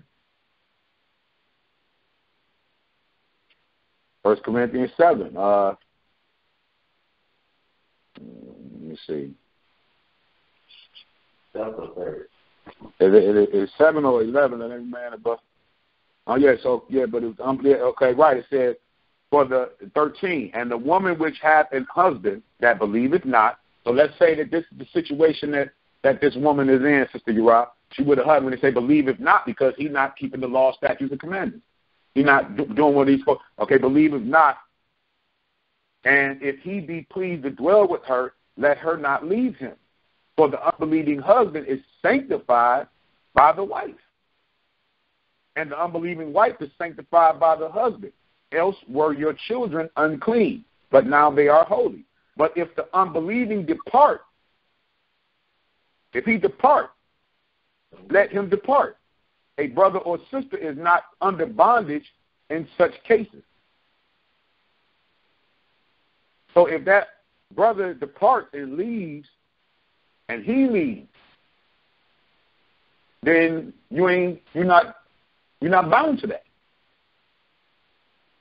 Do that answer your question, or is it you know what I'm saying? Because then it's another part where it says that I might be at 1 Corinthians where it says that 11, I believe it is, where it says the woman. Let me get that. The woman is if you're supposed to depart, and when you depart, you cannot go be with another man until you come back to and reconcile yourself with that man. Let me see if that, make sure I get that right. Yeah, I know which scripture you're talking about. Yeah. If she leaves him, like a woman, if you try to basically that's that separation you was talking about. You separate, you cannot be with somebody else. You have to stay, right. single, and then right. You have to go back, to your husband. Right. But I don't know. I think that does answer my question, but it's just so mingled that you just don't know which situation you're in. So also the scripture about how he said he called us to peace. So when you talk about a person being pleased to dwell, so they want to stay there, but if there's no peace, I just don't understand how that could possibly work. If they're not keeping the law, statutes, and commandments, but they're pleased to dwell with you, there is no peace outside of keeping the Most High's laws. So I don't understand. Well, they said that he's sanctified through you. I mean, we can't change. That's what the word says. Literally, that if he's an unbeliever and he be pleased to dwell, or she's an unbeliever and she be pleased to dwell, then she's sanctified through you. It doesn't mean that y'all not going to be having problems. Ain't no relationship going to be problem free. You're going to have problems. And you may just have those problems may just be going on at that moment in that person's life. But they ain't got it together. I mean, I don't, I'm saying that could very well be it. They don't have it together at that moment. You know what I'm saying? And because a person don't have it together, that's like me. Let's say, for instance, if I got a wife and I get with her and she is not being submissive, not being in all subjection, and things of that nature. But she may have moments where she shows those signs, where she will be submissive and awesome. She's just going through some stuff. Do I just throw her away?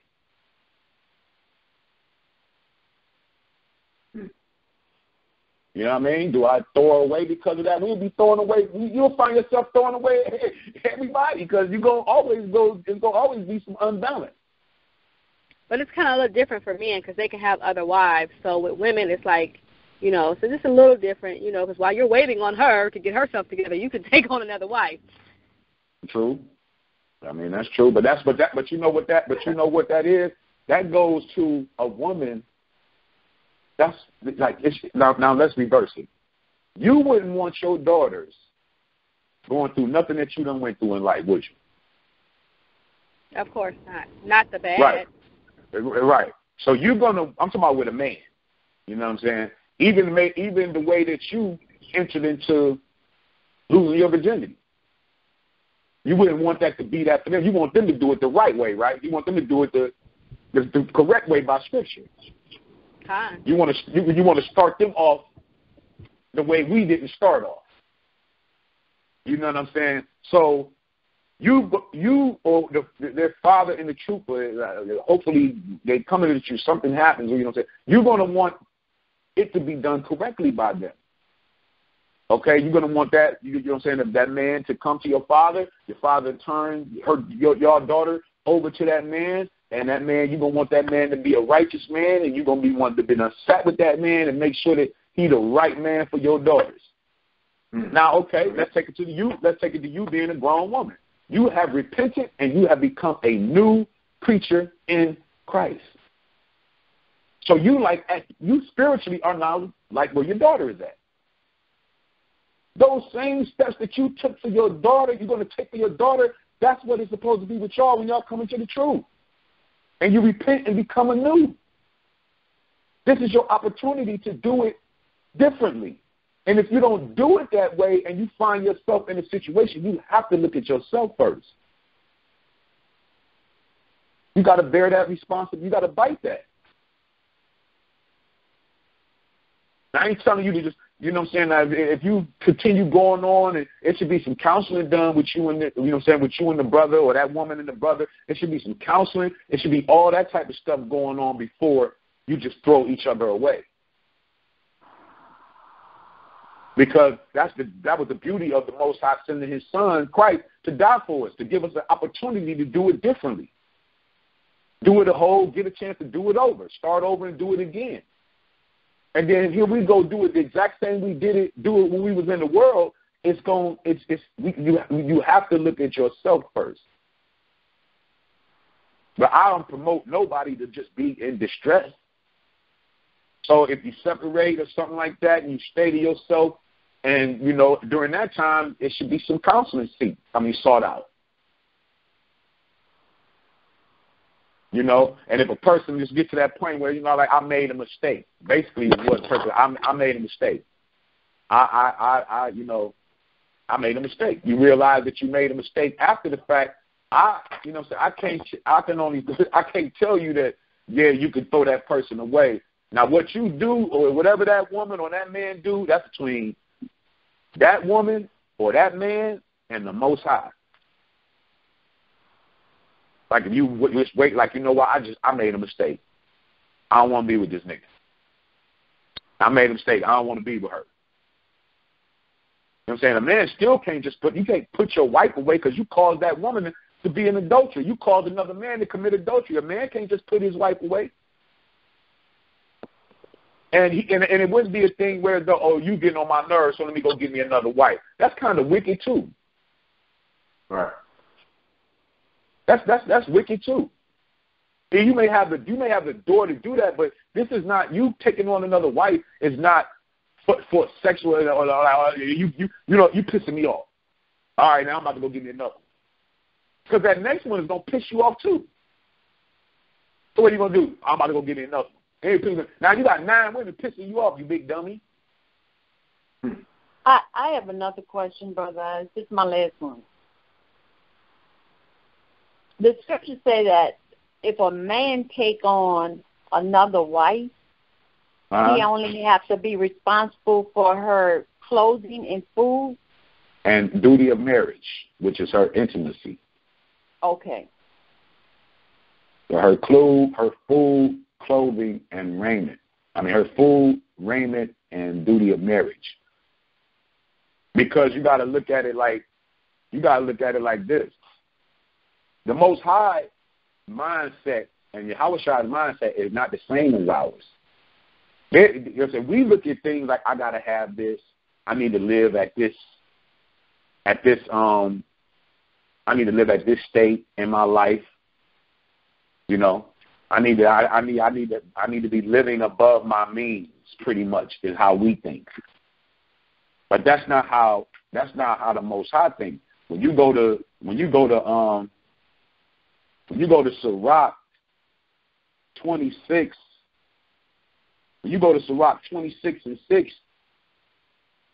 and it tells you about that, it says, or not 26, Sirach, Ecclesiastes 26 and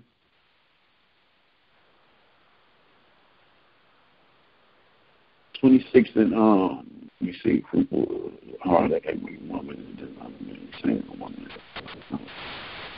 Let me see, 26. Oh, 26 and 4. It says, whether a man be rich or poor, if he have yet a good heart toward the Most High, the Lord, he shall at all times rejoice with a cheerful countenance. So that brother could be poor as dirt. He'd be poor as dirt. Now, if he know he's poor and he can't supply that woman's food, raiment, and duty of marriage, then he should not be dealing with her. He should not be dealing with her. Now, let's say he go do that, and at the beginning he couldn't. Let's say at the beginning he wasn't able to do it. Then he need to be working double hard to make that happen. But if he don't make that happen, and he's not able to take care of her and make that happen like that, what does it say? Let's get it. What does it say? That's Exodus 22. No, Exodus. What was that? Exodus. That's the Exodus 21. The food and the raiment. If a man take another. That's 10. Yeah, 10. And if he take him another wife, her food, her raiment, and her duty of marriage shall he not diminish.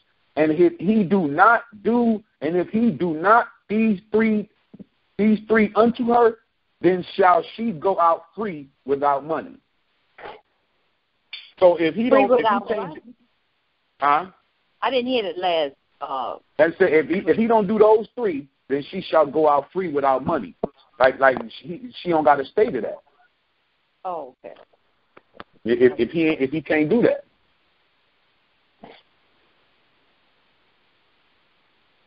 So ultimately, I'm getting back into to winding it down is, you sisters, if you don't have a mate,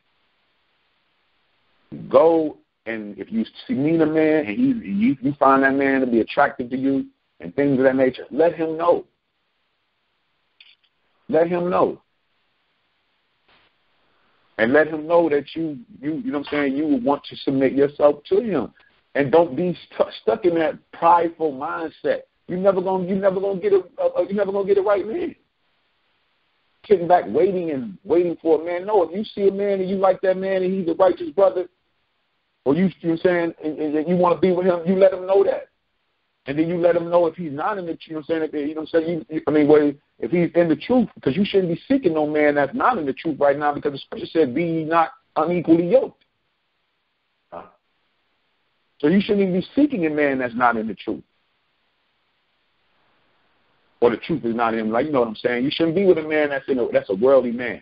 And you done woke up. Now, if you was with one when you came into the truth, that's what that scripture is speaking about in 1 Corinthians. But you shouldn't be a woman that's in the that know the knowledge and then go seek a man that's in the world. You shouldn't do that. Salakia, I got a question. A Jew that's non-Messianic, are they unequally yoked? Heck yeah, you definitely unequally yoked if you a follower of the Mashiach Yahushua and you go deal with a man that is calling himself an Old Testament keeper, or you a man that follows the Mashiach Yahushua, and then you go deal with a woman that just talk about the Torah and that's all she about. You ain't got no business being with her either.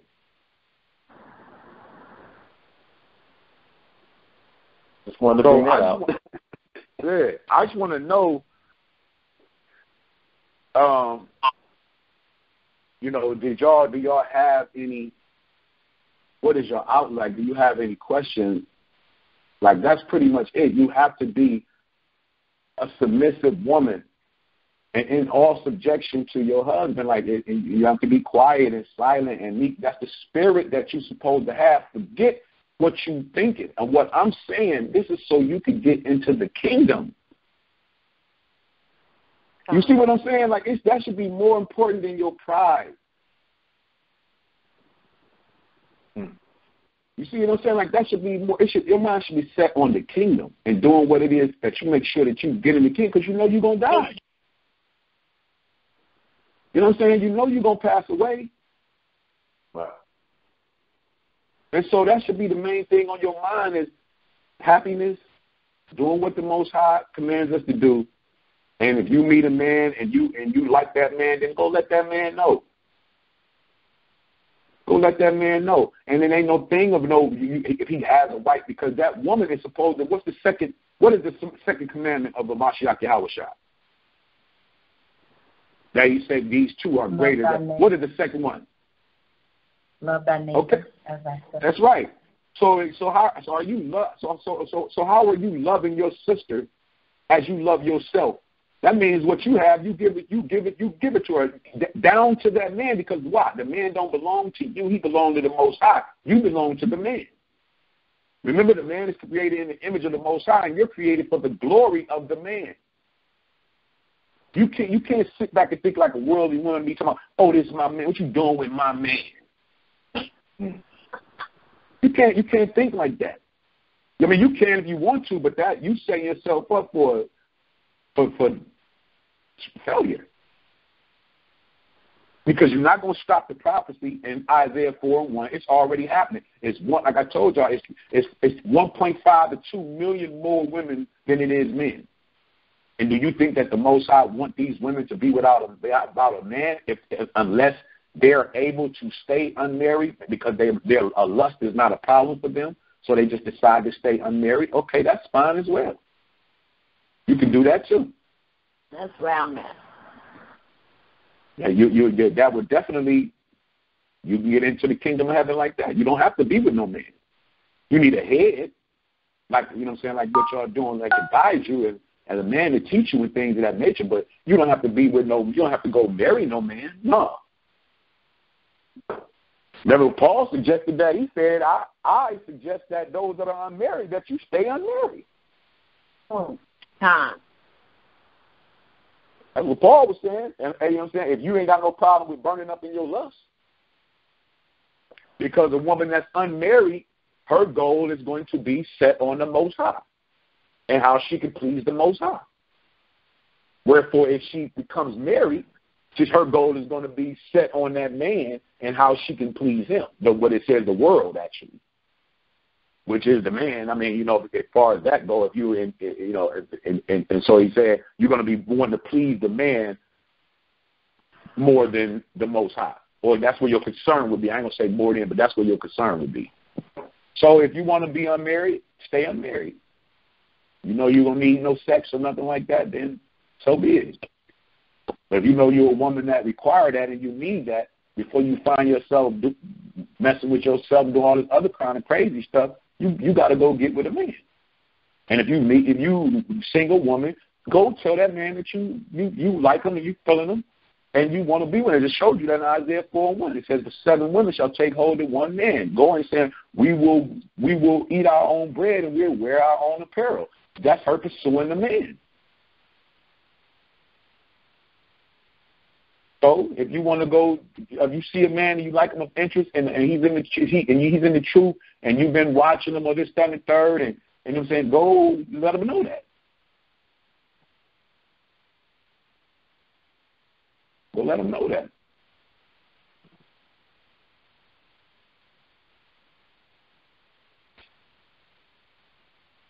So, I mean, I just wanted to touch on that, and, you know, y'all got any questions, I would say,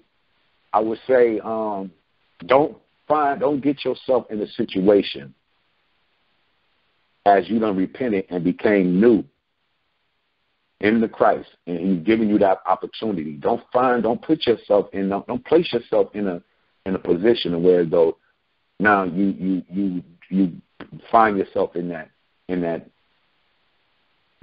just a place where you unhappy. You know, you unhappy, and any sister with a situation of being with a man that's not doing that.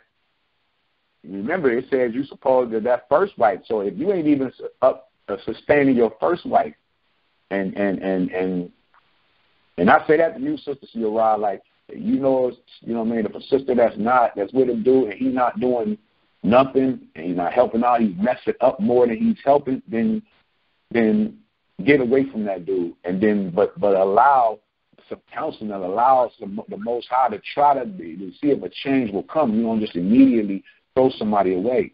And then if that don't happen, then that's there you're out, because he's not upholding, he's not doing anything that he's supposed to be doing. You know what I mean? He ain't making no changes and he ain't doing nothing. You know what I'm saying? To where though, you know what I'm saying? Then I just know that is a very touchy situation. And I don't want to be the cause of nobody that, you know. But the scripture and the truth is, a man has a responsibility. You just can't run out here and just be, you know, knocking up no women and then don't have no. But it's just a fine line, because some of the things that you spoke on that may be a problem. The scripture said that he cursed the ground that we walk on, and you gonna be struggling. Now, struggling don't mean no effort. You still, because it said you're going to be tilling the ground, so that means you're going to be working. So, yeah, if a brother ain't doing nothing, ain't trying to work, ain't trying to do nothing, ain't doing nothing, then he's a slothful man. And no, he's not in the truth. I'm not going to say he's in the truth and he's not doing nothing. How are you gonna say you in the truth then? If you're in the truth, you got responsibility. You know you got things to do as you're supposed to be doing as a man, and even more for the Most High than a woman. That's why Paul said it's better now in these times a man go on as if he have none, because you're supposed to be putting in that work for the Most High. If you ain't putting in that work for the Most High, you ain't doing nothing for the woman. You a slothful man. You ain't in the truth. And that's not being pleased to dwell.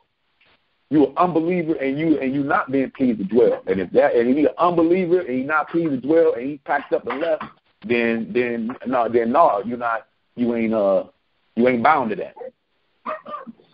But only you have to know that situation, and that's why I say some counseling need to be taking place to even discuss that. Before you put that even need to be discussed with a witness. You need to bring that man and have a counselor so the brother can speak and see if this man is really doing this. And if he's really doing that, then he's not in no man that the truth is residing in him. So bring them issues out. Bring them issues out. You know what I mean? Yeah. And let's see. You know what I'm saying? And brother, you know you ain't doing this, that, and third.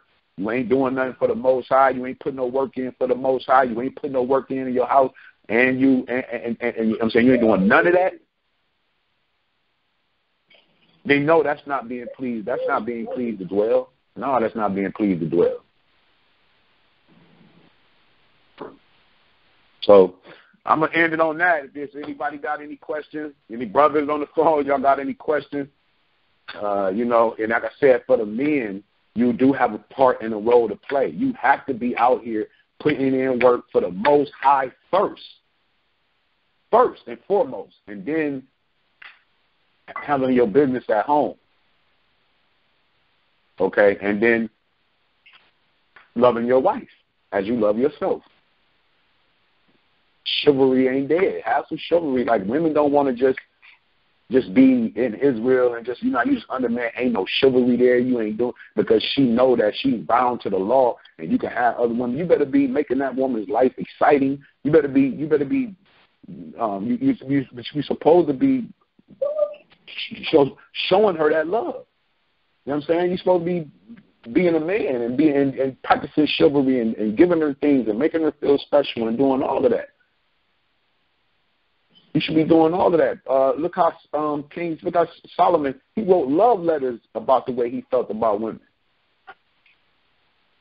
So you know that there's that exists, and you should be demonstrating that with a woman. It's supposed to be, you know what I'm saying? show that, make that woman, uphold her, like make her feel special. That don't mean that you pushing a woman up and she thinking that she over the man and this, that, and the third. Or no, but woo your wife, make her feel special. You know what I'm saying? And the more you give, the more you gonna get. And this is a sickness that's on us, man. So we have to have patience with one another. You know what I'm saying? We know we've been cursed. You know, we have a curse on us by the Most High.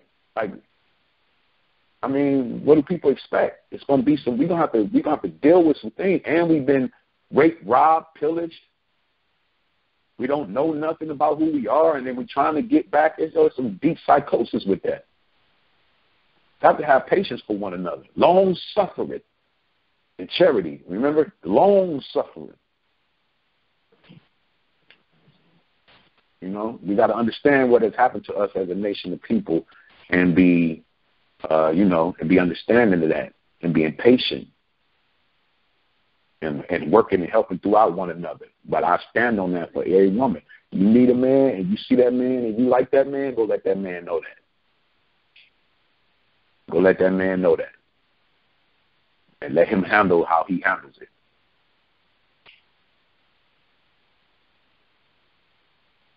So with that, those that are, that are called in, I appreciate y'all calling in on this line and taking your time out of your day for the Most High and His Word. You know, we do this every Wednesday and Sunday, and I want it to be more of an open discussion. Those that may call back and listen to this on the playback, I hope it has been something said for the edification of your soul, your spirit. And with that, I say, Shalom.